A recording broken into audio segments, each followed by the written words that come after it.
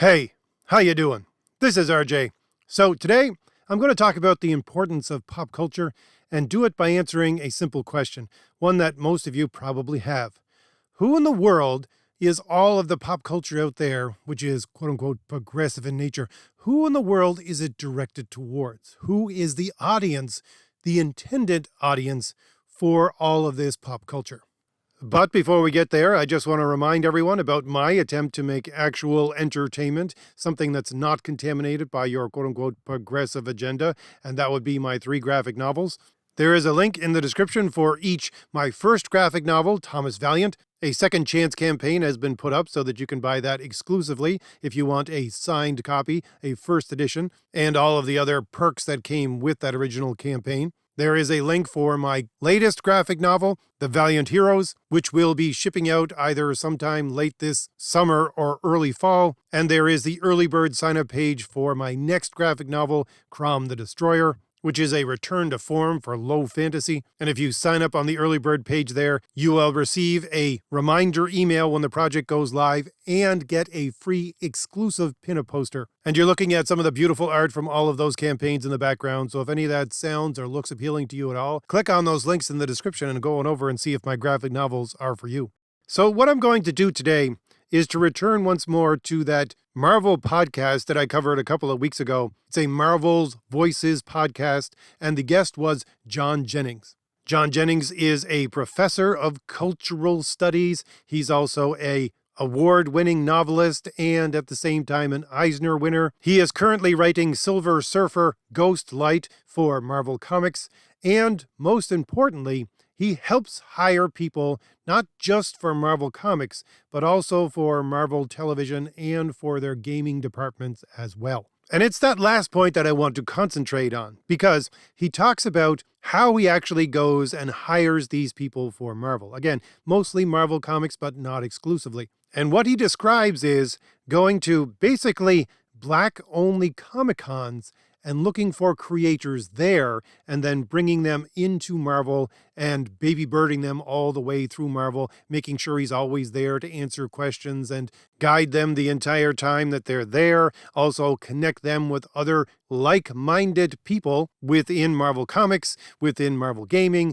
within Marvel Television. So he has his hand in there all the time, making sure that the kind of people he selects are quite specifically directed. And he said something in that original video, which I kind of passed over the first time I listened to it. He talks about the fact that the people he's looking for, these kind of black creators specifically that he's looking for, don't come to Marvel, especially Marvel Comics, in the way that normal Marvel Comics would come to those characters. He quite specifically talks about how they come into understanding and knowing these characters through other types of media, not particularly through the comics itself. And I've heard this many a times by people who were hired by Marvel. Most of them try to hide the fact that they know very little to nothing about Marvel Comics before coming to work for Marvel Comics, usually writing. They say things like, oh, of course I was into comics since I was a kid. I read Archie or Calvin and Hobbes, or my first interaction with Marvel was through the X-Men cartoon. Some people even saying my first interaction with Marvel was the Black Panther movie. This is how little they know about the characters and the medium that these people get hired to actually work for. So again, it's not something new with these people who are being hired for Marvel Comics and Marvel Gaming and Marvel Television. But at the same time, John Jennings does specifically mention it, how the people he's looking for don't actually come to these pop culture icons in the same way that normal comic readers would, even though he's hiring mainly for Marvel Comics. Now, keep that in mind as I move on to something very different. I recently listened to an interview with Xavier Darousseau. He's basically someone who used to be a BLM virtual activist. He then went on to try to debunk the conservative talking points, and in doing so, he says he red-pilled himself. But he also talks about two very important things which connect to what I've just been talking about. Number one, he was brought up in Chicago, but then after something happened to his brother, the entire family moved to the sticks, where he says the majority of the population, 95% around, was white people. And at the same time, he had two black parents who kept on telling him to watch out for white people, that they're basically out to get you, that they will blame you at every turn if something goes wrong. This is what he was told, this is what he was taught, this is what was ingrained in his mind as he was growing up. And keep in mind the fact that he's living in a majority white area. He said there was very low crime, very good schools. So this should be someone who could see through that as a lie, because obviously the things around him would point in the other direction. But it never did. And the reason that he concentrates on why he could not see this until he learned it through a long and hard process was because, as he says, the narrative was ingrained in him because, and I quote, "Black people really do lean into pop culture a lot. It's a huge aspect of our community." So when I heard him say that, it connected in my mind back to what John Jennings was talking about the fact that the people he was hiring, going to these black-only comic conventions in order to find them, in order to hire them, did understand and come to a cultural introduction to the characters that make up Marvel, but they do it in a much different way. And again, if we go back to the words of Xavier de Rousseau, that way in which pop culture introduces a very specific section of the population to ideas is through a narrative which ingrains in their mind that there is racism everywhere and that they are a victim. And that started my mind thinking about the fact that if this is the message which is being portrayed by pop culture to the minds of a very specific section of the population, which is Black Americans, how and why does this come about? And this is where I get into the political for a little while until I come back to pop culture and how they both connect together. While thinking about all that, something triggered in my mind, and that would be a very old TED Talk that Kelly Sue DeConnick did. I think it was probably around 2004 or 2006, so this is fairly old, where she talks about the importance of comic books. And what she does when she talks about the importance is she relates a story about the CIA dropping comic book pamphlets on other countries that they wish to destabilize in order to incite the local people to revolt. Now, for those of you who don't know, Kelly Sue DeConnick is an influential figure within comic books within the last 20 years, unfortunately. And she's basically the creator of the Carol Danvers Captain Marvel character that you see on the screen today. So, if you look at the creation of pop culture and these stories that they're feeding to basically Black youth through the lens of an ideologue, one of these people who are writing and are specifically ideologically inclined within everything that they put down on a page, then it starts to make a little more sense. Because I'll concentrate on comics because that's where I have the most information, but really this works for video games, television, movies, it doesn't matter. I'll just list a couple of ideologues that are majorly influential within writing comics over the last 10 to 15 years. There's Kelly Sue DeConnick. She's a declared intersectional feminist and wants to put that into everything she does. There's G. Willow Wilson, the creator of Miss Marvel. I covered an interview she did where she talked about how she uses writing to change the world, that's what it's for, and that change of the world is tied to quote-unquote progressive politics and being in opposition to anything conservative that might get into power within politics. We can look at Sana Amanat, the person who is in operational control of Marvel Comics for nearly 10 years, the vice president of content and character development. I listened to so many of the podcasts that she did talking about representation, quote unquote progressive representation. We can look at Ta-Nehisi Coates, who wrote Black Panther and Captain America and was supposed to write an upcoming Superman film, although I think that's been scrapped, who constantly goes out there and talks about how America was founded on racism and always will be a racist country.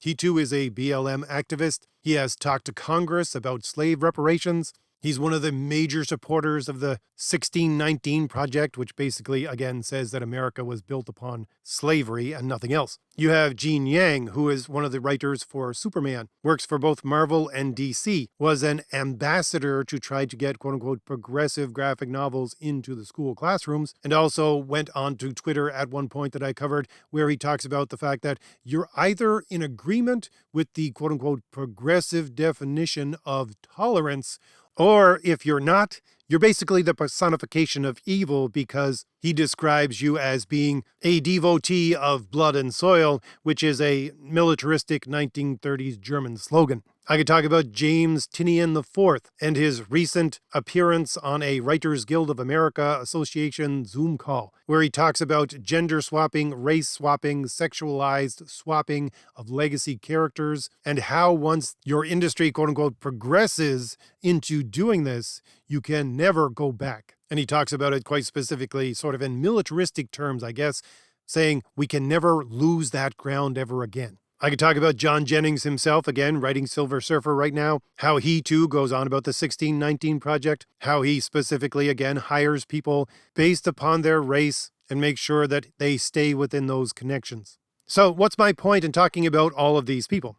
All of these people are ideologues, and they write for or are creators for the major two comic companies, which is Marvel and DC. And here's the thing. I've done this for each of these creators. I've done videos on the way that they think and where the origin point of their ideological bent comes from. And it all comes from one very specific place.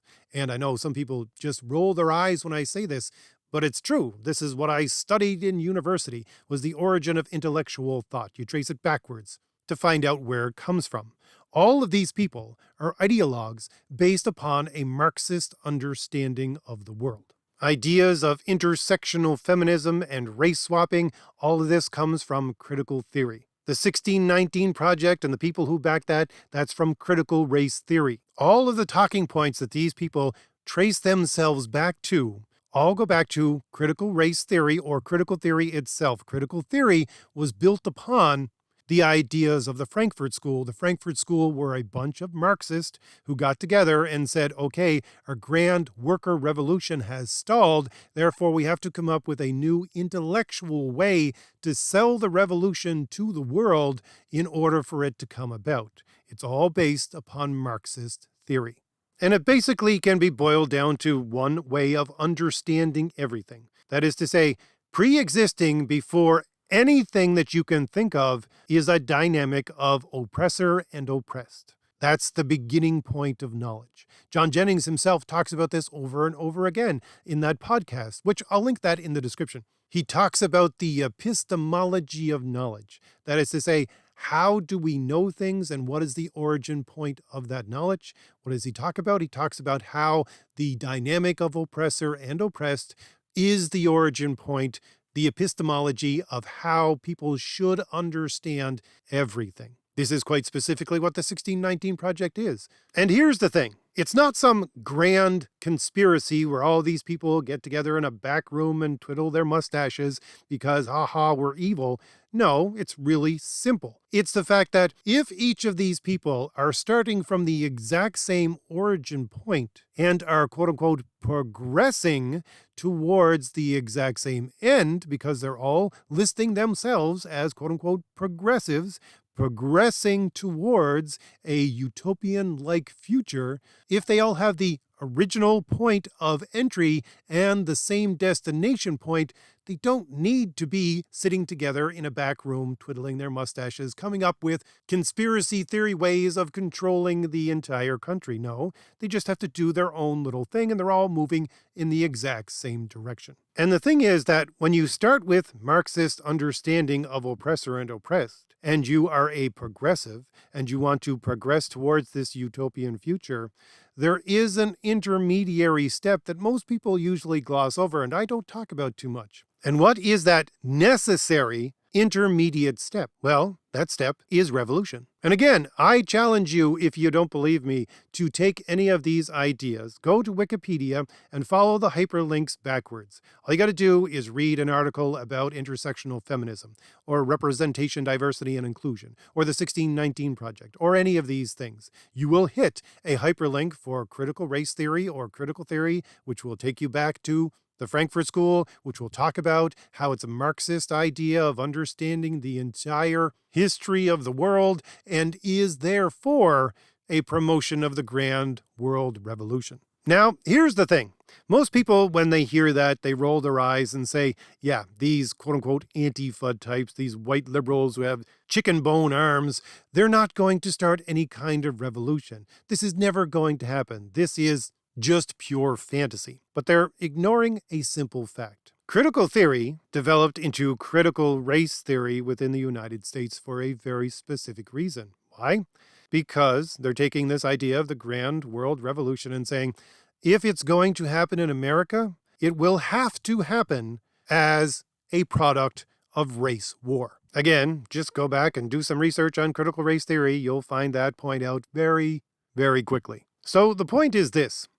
If these people are moving towards a point which necessitates them going through a revolution, and that revolution in America is supposed to be race-based, and when I mean race-based, I mean whites against blacks, and they're producing, quote-unquote, entertainment in order to promote their ideology, what kind of thing do you think they're going to promote? And what more, I should also add the fact that, well, for our hosts here, let me be a little bit tongue-in-cheek so that my video doesn't get taken down. Who are these revolutionaries? Where are they going to come from? Where does this cannon fodder come from? Well, let's just suppose you have a country like America, where you have a certain percentage of the population. Let's say 13% of the population are black-haired people, okay? And you have the rest of the population, which is a majority of white-haired people. And of that 13% of black-haired people in the country, they commit a very disproportionate amount of violent crime. Now, of course, it's not the entire 13%.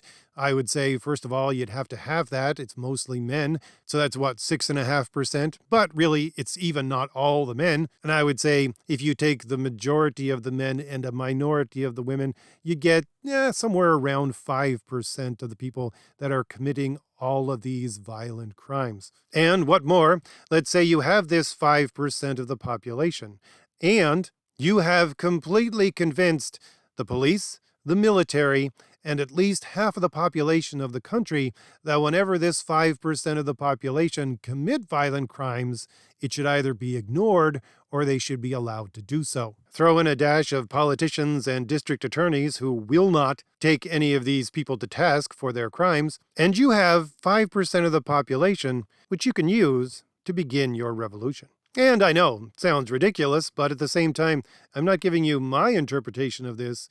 I'm giving the interpretation of the ideologues who buy into the ideas of critical theory and critical race theory. So basically, that 5% of the population is a weapon, is cannon fodder. And 5% is enough to start a revolution, especially if those conditions apply. So if it is, why haven't they done so? Well, I would say the 2020 Summer of Love riots was an attempt to do so. But at the same time, I don't even think that they need to begin their revolution in the way that most people think it needs to begin, nor play out. Because all they need to do is have that weapon in reserve so that it will go on a rampage whenever it is directed to do so, in order for the political arm of this quote-unquote progressive movement to have enough leverage over the country in order to continue their policies and advance, again, like James Tinian IV was talking about, without ever giving up any ground.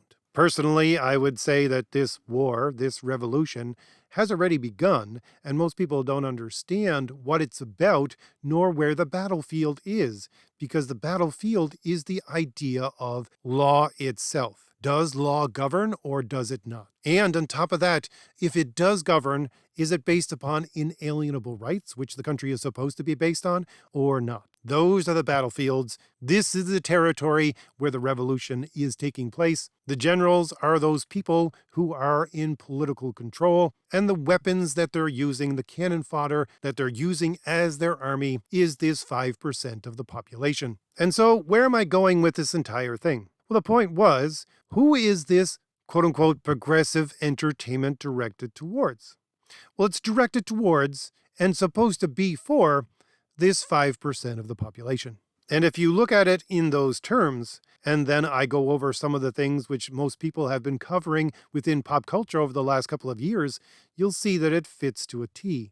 Because again, the point is that listening to Xavier de Rousseau, he was talking about an upbringing which was without crime, in a good place, good schools, and yet he was indoctrinated into the narrative that white people are out to get you, that you cannot trust them. And the reason he gives for his so thorough an indoctrination into that idea was because this is what both of his parents had taught him, and this was the idea that was supported over and over again within the pop culture that he consumed. Now imagine for a moment the part of the population who don't have the stability of two parents or a crime-free place to grow up in.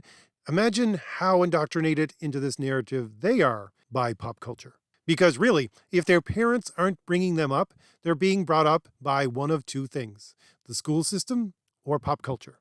And the school system is built upon and is fighting for critical race theory to be there always. The idea that it doesn't matter if you learn to read, write, do math. It doesn't matter. The only thing that you need to really learn while you're in school is there is a class struggle, white man evil, everyone else good. This is why you have people, these quote-unquote progressive people, talking about what is going on in Florida and how because they can't teach intersectional queer black theory within AP high school classes, somehow in their minds, that's erasing teaching about slavery altogether within America. It's not. There is still courses and history being taught about the slavery in America, but the point is, once again, that epistemology. You see, it has to be taught according to the epistemology, according to the origin point and understanding of oppressor and oppressed. If you take that out, well, then the whole thing is for naught. And that's, again, what the 1619 Project is all about, trying to insert into all of education the origin point of knowledge being oppressor versus oppressed. This is what Ta-Nehisi Coates talks about constantly. This is what John Jennings references.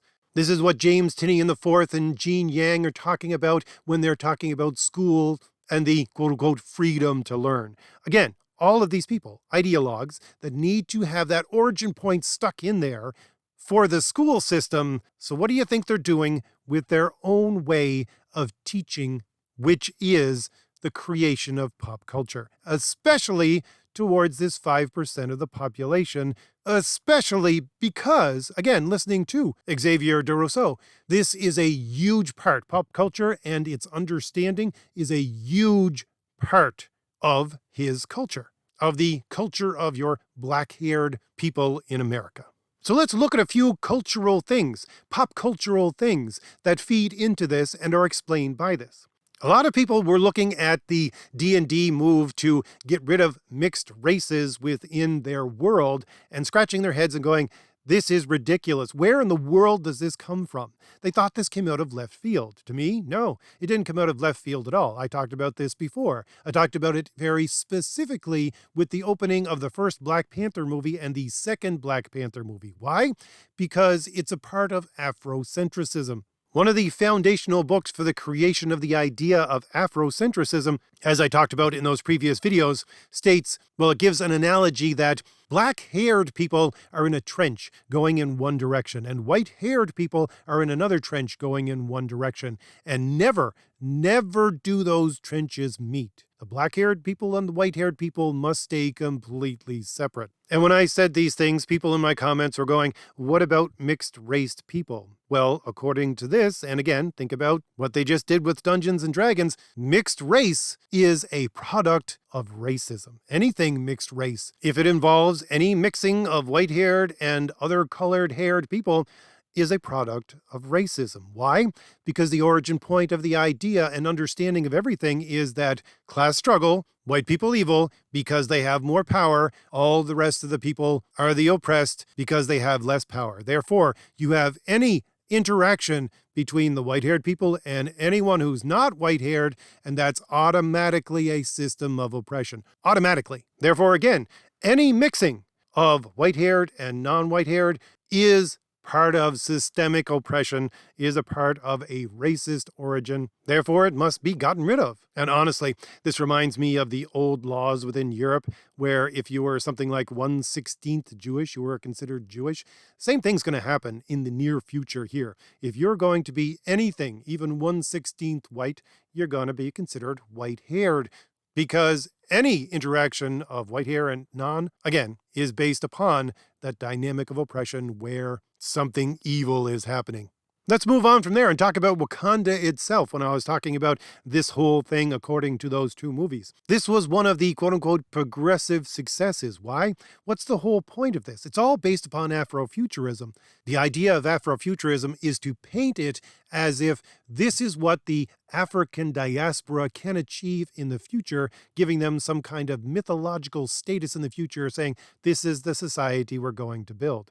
But the real point of the entire thing is to sell, again, to that 5% of the population, the idea that you see this here, Wakanda, this advanced black-haired civilization. This is what Africa would look like right now if the white-haired people had never shown up. That's the message. And again, it's the message to sell to only 5% of the population, because that's who it's directed towards. Why do you think you had these news stories about, I can't remember, I think it was Vice or something like that, saying, if you're a white family and you want to go see Wakanda Forever, don't. Go buy the tickets and give it to a black family. Why? Because they're the audience. You're not the audience, you're the bankroll. And it's the same thing with the Woman King. It's the same thing with Cleopatra. It's this idea that you sell to that 5% of the population that, you see how much better we could have it if white people never showed up. We had great empires. We were civilized. We were kings. And the entire reason for it, to sell it to that 5% of the population, is to say, you need to be resentful. This is what you could have. Take that resentment and turn it into anger so that we can politically use that for violence when it's necessary. Or talking about the race swapping of Cleopatra or any other character. We just went through an entire year where they took almost every Marvel character and transformed them into Miles Morales. They race swapped every character into him. Or they took, I think it was a couple of months ago, they took the entire X-Men team and made them entirely black. Why do they have to do this? What is the point of this? Well, the point is they're talking to that 5% of the population. Why? Well, again, just like Xavier DeRusso was talking about, you're taught from the very beginning, from your parents, and it is supported by the school system and especially pop culture, that white people are out to get you. Therefore, don't listen to them. Don't pay attention to them. Therefore, in order to get their message through, there has to be people who are black-haired just like them, because they're the only people that they can listen to. Because if you listen to the white-haired person, that's racism. That's oppression of you, because again, automatically go back to oppressor and oppressed, and they have more power. That's the origin point of all thought. This is the origin point of almost every Marvel podcast I've gone over, talking about diversity and representation and how people need to see their own black hair up there on the screen or on the page. According to these people, it's necessary that it has to be there. And you and I and a lot of other people are scratching our head going, why? I don't need that. Why do other people need that? They need it because black-haired people are taught that only listen to other black-haired people. That's it. And of course, the other elephant in the room is all of these alphabet people swapping of characters as well. Where does that come from? Where does that fit into this entire thing? Well, as I said, the statements of support for the alphabet community all come from intersectional feminism, which once again traces itself back to critical theory. And the point being that this is the system of communication and control of that 5% of the population. This is part of critical theory itself to infiltrate academia with these ideas in a covert way in order to sell intellectually the ideas of the revolution. This is what you have with intersectional feminism. I did a video about articles in feminist journals where they come right out and say, we are a virus, and it is our job to infect every other thing, especially every other discipline in the university, with the feminist intersectional way of thinking and speaking. So that's your, again, communication and control mechanism. Why do you think they always talk about cis white men? And I'll put up a panel in the background from a recent comic to show you this exact thing. Men are there because that's a representation of violence. White is there because that's a representation of the class struggle. Cis is there because that traces the origin point of knowledge back to oppressor and oppressed. And again, talking about this in the way that these ideologues themselves would look at it. They see this 5% of the black-haired population as being cannon fodder, as being naturally violent and something that they can use. But there needs to be a control mechanism. That control mechanism is to have them understand this type of speaking and to emasculate them in some way only according to this type of communication. Therefore, again, it is the system of control for the weapon they want to use towards violence. And once again, this is where I have to point out, you see, these white-haired liberals, these white-haired progressive people, this entertainment's not even for them either. Once again, they're the bankroll. All of this entertainment within pop culture is directed towards 5% of the population. At best, 5% of the population. So it can sell this narrative to people in order to keep them resentful, in order to turn that resentment into anger, in order to turn that anger into violence when expedient for the political cause. And again, my example, going back to Xavier de Rousseau, talking about how he had all the advantages to see through this lie, but he never did. And so what happened to him? He says he became angry and lost, and then he became a virtual BLM activist. Let's go back to the words of John Jennings, talking about how, in order to go hire people, he first specifically picks out, and by the way, helps organize cultural events, as he calls them, that are quite specifically race segregated. And so if you get into these as a creator in order to sell your work or show off your work, you've already acknowledged that you believe in this entire dynamic of oppressor and oppressed, and that you need to have your own space. Because again, any touching of your space by white-haired people is automatically going to be oppression by those white-haired people. Therefore, again, this is his base by which to choose from. Already self-segregated people. And then he brings them into Marvel Comics, Marvel Gaming, Marvel Television.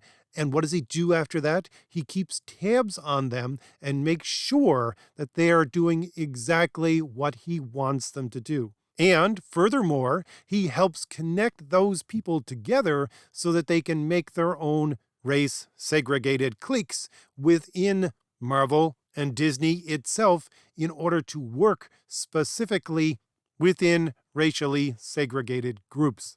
So to answer the question from long ago at the beginning of this video, what is the importance of pop culture? Well, this is the importance of pop culture. If the people in control of pop culture are ideologues of this stripe, which the large majority of them are right now, the narrative that they're selling is quite specifically directed towards this 5% of the population.